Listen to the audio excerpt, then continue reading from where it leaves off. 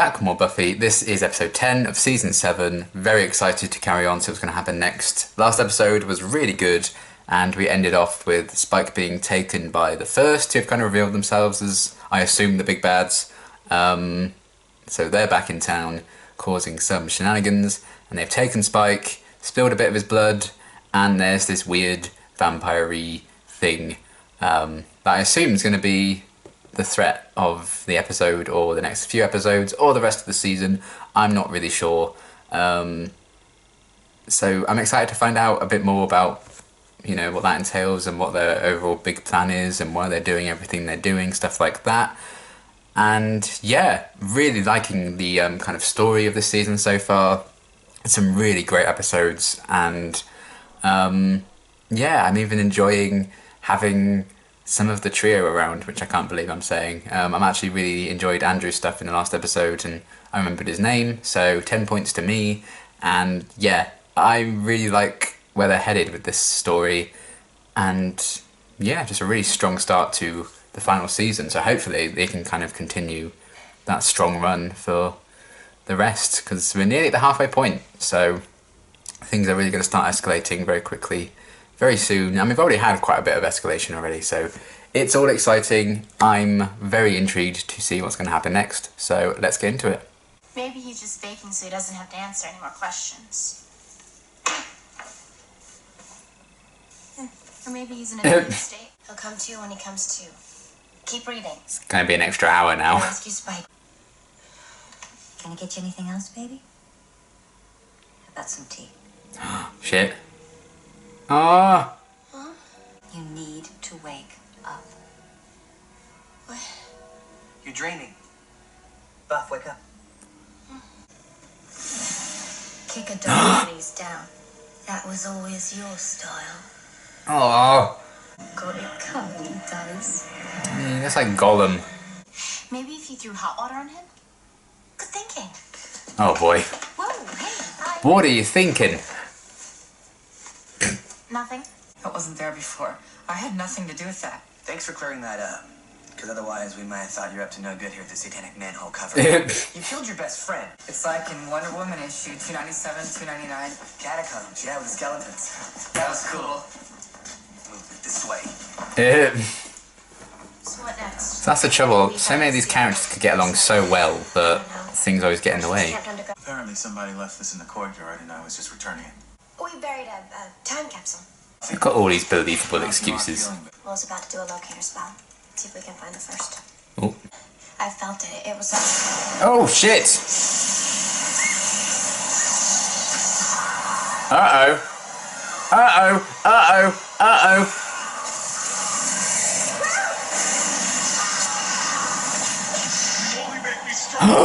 Oh no!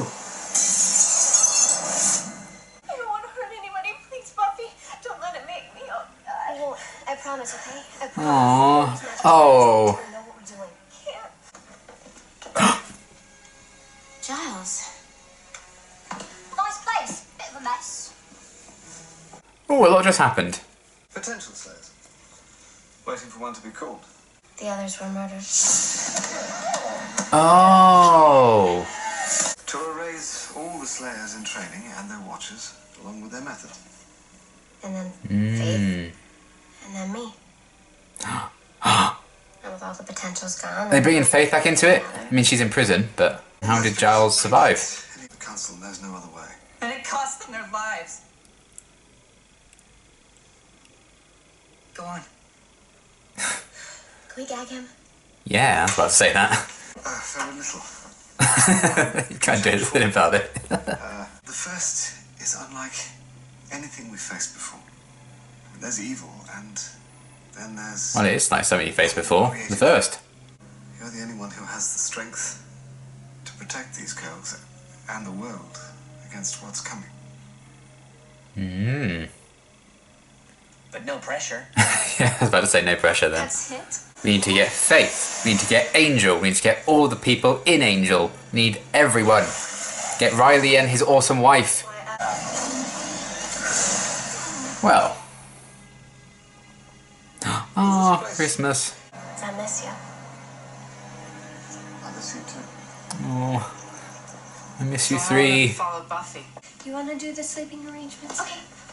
You better not hug the covers. Does she want to eat? What? Ew, biscuits! Biscuits. Case of the nerves after Mr. Giles' lecture. Oh my god, is this how I sound to people? Oh. On myself. We'll just keep. Oh dear. Found it. That's the Narv again. Turn this off. If it's the she-mantis, I'm certainly fucking turning this off. There we go. Hello, Uber Vampire. It looks a bit like if one of the gentlemen melted a bit. Ooh. Shit.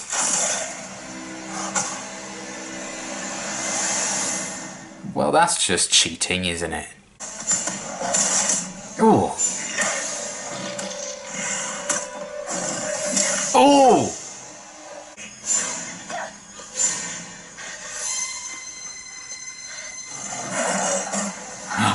Aha! They are the vampires that vampires fear. Oh. Ancient and. Did you slay it? No. I like that she's making notes, that one. That's kind of funny. What's it want? What's it want? Sorry, potential guys. Mm. I know you came a long way and you want to. It's kind of morbid to be like, oh, you could take over for me when I die. Manifestations of evil? In the movies. Once you see true evil, you can have some serious afterburn. And then you can't unsee what you saw. Ever. It's just one opinion. What did he see? I love finding out what's underneath it all at the very end. Think of it as a game. A fun, funny Oh boy. I know you like a good wriggle, and a giggle, and a squiggle. You're not Drusilla. I love the physicality she brings to it. No, I'm really not. She was crazier than you. Love. Get bent.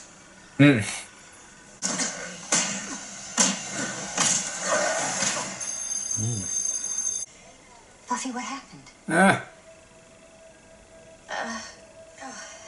It's okay, Mom. Is that a thing to have a zip like that? To warn you, but I've never seen that. these friends of yours, they put too much pressure on you. They always have. Something evil is coming. Buffy, evil isn't coming. It's the duty that kind of puts the pressure on. Evil is always here. Evil is a part of us.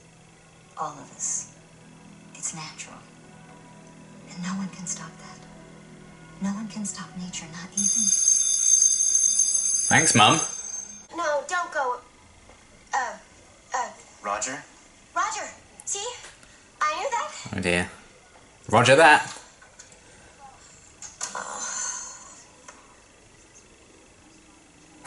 This day's almost over. I like they've fully committed just making him look like a creep now. I'm really sorry for letting you down. You know, here before with the magic going all and me going all ee and everything getting all I wish I could help out. We should load them up, Chaz. Listen to me, man. I got a bad feeling about this. Of course you get it. Oh, really? Dude, you're... Better untie me. And that'll help us how? Human shield! You think I'm a supervillain like Doctor Doom or Apocalypse or the Riddler? But I admit... More like the I Riddler, know the yeah. dark side. You're calling the shots. I just hope I'm calling the right ones. You have all my faith. And they're depending on you. Oh. Annabelle split. Well, time to die, Annabelle.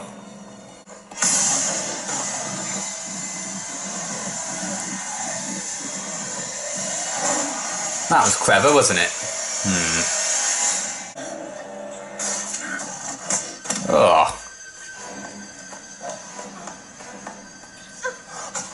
Ew. Unhygienic.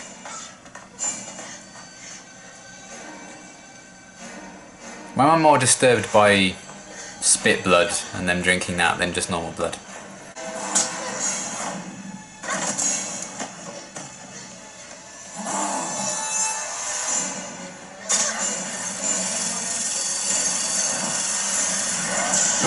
Nice.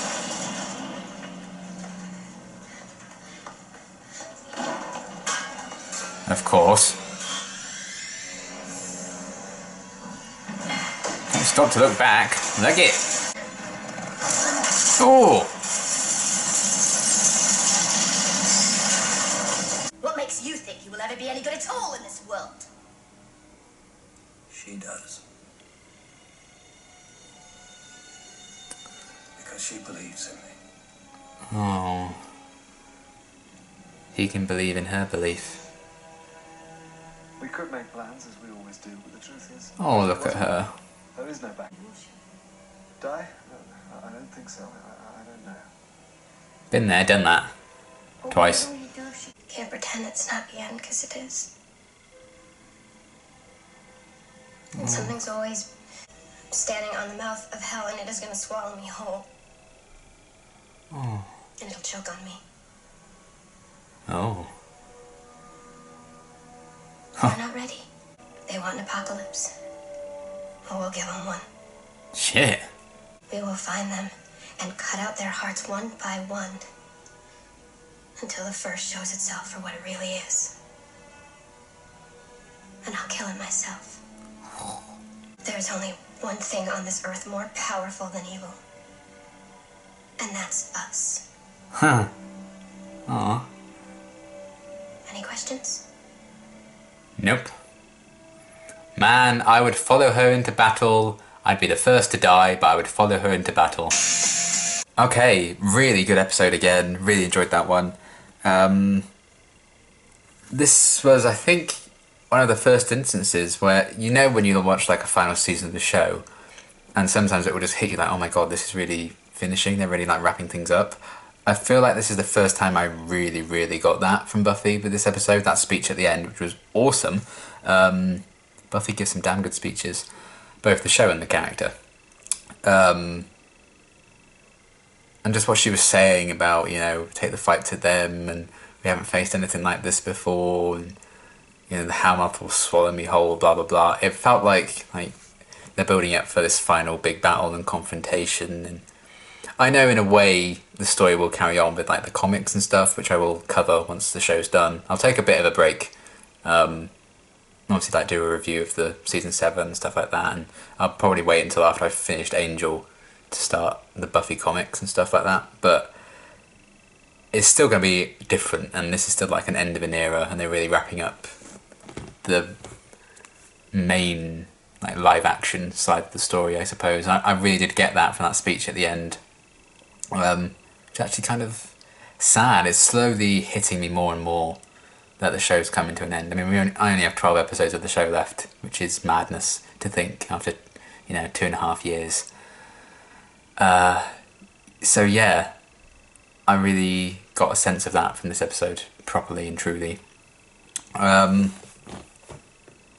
yeah, I love Buffy's kind of journey in this episode, and I feel like they're going to continue it this season. Once again, she's feeling the weight of the world on her shoulders, and because this is such a difficult thing and an enemy they haven't really understood before, and it seems to keep outmatching them at every turn, you can see it getting to her, and she's not sleeping, and that's even therefore bleeding into her professional life and her job. She's not as good at that now because she's just like falling asleep and stuff, so she's even kind of having to neglect that because all this pressure's being put on her. And I feel like there's going to come a breaking point, which scares me. And I do enjoy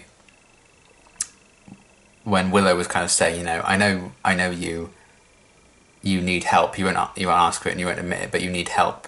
And Buffy was like, oh, I'll be fine. But then her final speech was kind of like, this is our fight. We are more powerful than this evil. It's about us. I enjoyed that quite a lot. And the fact that there can be like this army, they're taking the fight to the first and not just waiting for stuff to go wrong. That's kind of a cool, different tactic of approaching things. Whether or not it goes well, I don't know, especially when there's still over half the season still to go. So I imagine a lot more is going to go wrong. But it seems like they're going to get more potential people, like potential Slayer people from the rest of the world. They said more on their way. They're already one down, so it's good that more are on their way. God damn Annabelle. But yeah, the fact that they're kind of seemingly summoning this big army. It just feels like such a grand scale for this battle that they're setting up, and I feel like you can really get from that. It's like, oh, this is the big kind of like climactic battle of the show, and we'll see what happens with that. But I always love Buffy anyway in the show, and I really like this kind of potential arc for her.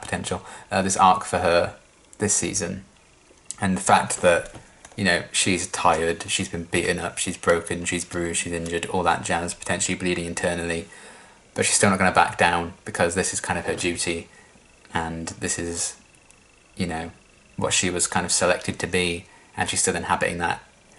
And the fact that she is still kind of dedicated to this cause, and she's still willing to fight for it, etc., etc., and she's utterly exhausted, but she's still kind of powering through it. Even after she's experienced what it was like after season 5 when she was dead, you know, she's experienced that moment of, okay, my story's done, I'm free now. And when she came back in season 6, she really struggled with that because she thought she was finished, and suddenly she kind of seemingly has this duty again. Even though she technically hasn't been like the active Slayer for a long time, they still all kind of do look to her, because obviously Faith's in prison, and she wasn't necessarily about that Slayer life in the same way that Buffy was. So the fact that she's gone through all that, and she kind of worked through that kind of self-loathing and depression in season 6 to come to this point, it's just so nice to see that kind of character journey for her. The fact that the kind of Slayer duty did end for her at the end of season 5, and she had to deal with that coming back, and now she's powering through it. She's really committed to this seemingly final fight. Just the strength of Buffy is kind of incredible, and I love that about her so much. So I'm enjoying that focus on her and that journey, and yeah, we'll have to see if there are any more twists and turns in that arc, but I think that's a really good one for her. And how much, you know, is it even worth it if this is like the final battle and you can't necessarily win anyway because you just don't understand what you're up against? Toying with the idea of, is it even worth the fight if you know you're going to lose? That could be kind of an interesting idea to play with. So I loved Buffy's kind of journey in this episode, and hopefully beyond. She's awesome. And seeing Joyce again through those visions and in her dreams. I don't know if it necessarily was the first in this instance being that, because it seemed to only happen when Buffy was dreaming. But Joyce was still also coming out with these kind of, you know, prophetic kind of things and interesting stuff with that. But it was still nice to kind of see at least Joyce's face again, or Christine as the actress again, after a few episodes back. So it was cool to have that, and it was nice to have Buffy get some scenes with Joyce in that sense, like Dawn had in episode 7. But what Joyce was kind of saying, Buffy almost rejected it, which I think is kind of cool. And with Joyce, she kind of had a very natural end to things. She died of like natural causes and stuff like that. And she never had to experience the fight that Buffy's kind of going through, I think, to the intensity like all her friends have and Dawn has. So the fact that she's kind of the one who's trying to give Buffy some advice about that, and, you know, there's evil in everyone, what she was saying there. Reminded me a bit of Angel, the speech Holland gives Angel in, is it season 2? I think, yeah, season 2. About evil being all around and everything. So I really found that quite an interesting concept as well. And talking about the potential evil in everyone, then we had what was going on with Spike and the conversation and debate about him, you know, can we blame him, blah, blah, blah, and the evil inside of him. Now he's got his soul back, is that still there? Because he's feeling punished for it. He's going through a lot of shit in this episode, beaten to a pulp by the mega vampire thing, which I really like the design of that thing. I think it's kind of creepy. The way it is really kind of a powerful, dominating presence. It's like this proper packs a punch. But when it's walking around, it seems quite light and like, ooh, ooh, ooh, ooh. I kind of like that stark contrast in how that's done. And yeah, it kind of kicked Buffy's ass, so proving the threat of that. So we still need to deal with that, and I don't know how long that will take, but it's an interesting looking kind of design, so I quite enjoy that creature. And yeah, Spike is still kind of coping with the torture from that thing, and the first as Drusilla, because Buffy said in the last episode that she believes in him and he believes in her belief, which I actually think is a really nice kind of sentiment. So I really enjoy that, and the fact that Spike has found something to keep fighting for in Buffy, and Buffy is the one giving that really powerful speech at the end to everyone else, giving them reasons to fight. And Buffy kind of finds her duty, like her reason why she has to keep fighting. So it does all kind of center around Buffy. She's very much the heart of why everyone keeps fighting. And it makes sense because it's called Buffy the Vampire Slayer. So I like that she's very much the core of so many people's motivations right now, because she's kind of the heart of the show, as she should be. So I really like that. And yeah, seeing Juliet Landau back as Drusilla in a way, because obviously it's the first, that's really cool. I just love what she does with Drusilla, and the, you know, just the gentle voice and the physicality she brings to it. It's just, she's always so interesting to watch, like without fail. She really does, like, just so captivating, and she owns every single frame that she's in. So I love seeing her, and if we get more of like Spike being tortured by the first and stuff, I hope we get a bit more of Drusilla in that sense. So yeah, that was really, really great to see her again in that way. Andrew just spent the whole episode tied to a chair, which I found quite funny. Reminded me a bit of, it had a lot of Spike energy from, I think it was Pangs, when he's tied to the chair with like the bear and stuff. Maybe not quite as funny, but he did have a few decent moments. I actually quite liked when he showed them all the seal, and he had that moment when him and Xander obviously shared that love of comic books. It just makes you think, like, oh, if things were different, if like some people weren't manipulated by other people and stuff, you know, Andrew and Xander could be like best friends. I find that so kind of fascinating that they're exploring that, and it seems Andrew's going to be sticking around for a bit. And shockingly, I'm not against it, because I'm infinitely prefer him on his own to with the others. But it's because, you know, he was getting quite manipulated when he was with the rest of the trio, so it makes sense. He can actually be his own kind of person. Maybe Buffy can instill a reason for him to fight this battle with them. That could be an interesting arc for him. He seems almost keen for redemption in a way, like Spike is, so I like that. So he's around. And Principal Wood, shady. I think there's obviously a bit of a history there and a story that they're going to explore with him, and I'm fascinated by that and what that could entail. It seems like he's seen something really like evil that's shaped him or changed him in some way. He's gone through some shit, I'm sure they'll get to at some point. I wish they'd had a bit more subtlety, you know, because obviously the last episode they kind of revealed there's clearly more to him than meets the eye. But now, like, every single thing they do with him is shady. Even when he's just talking to Buffy, you feel like he would just talk to her normally, like they not always have so far this season. But now that the audience knows there's more to that, they're really like making him deliver lines in like a creepy way and have creepy dialogue and stuff. I feel like that's not how Wood would act around Buffy. Maybe he's suspicious of her now because obviously they bumped into each other in the basement, and like with the shovels and the dirt and stuff. So maybe that's why he's just being creepy around her, because he's suspicious of her now. But I don't know. I feel like just because the audience knows something, that shouldn't necessarily change how that character acts to the other characters, just like that. But maybe that's just me. Either way, I'm really interested in where his story's going to go and what they're doing next with him. I enjoyed the idea that they did with Willow and the spell, and that kind of trying to track down the first. There was this uber kind of force that kind of came through, and she very briefly looked like Dark Willow again, which is a nice touch, and that really shook her up, which is like, oh, my cinnamon roll, oh, bless her. And, you know, she has so much power, so much potential, like the potential Slayers, and it's a question of how they're going to explore people reaching that potential or not. They have the power to do things, but should they necessarily fight this fight? Kind of like Buffy was, you know, she has this duty to fight, but is it really worth it this time? Because we don't know yet what we're up against and how powerful it truly is.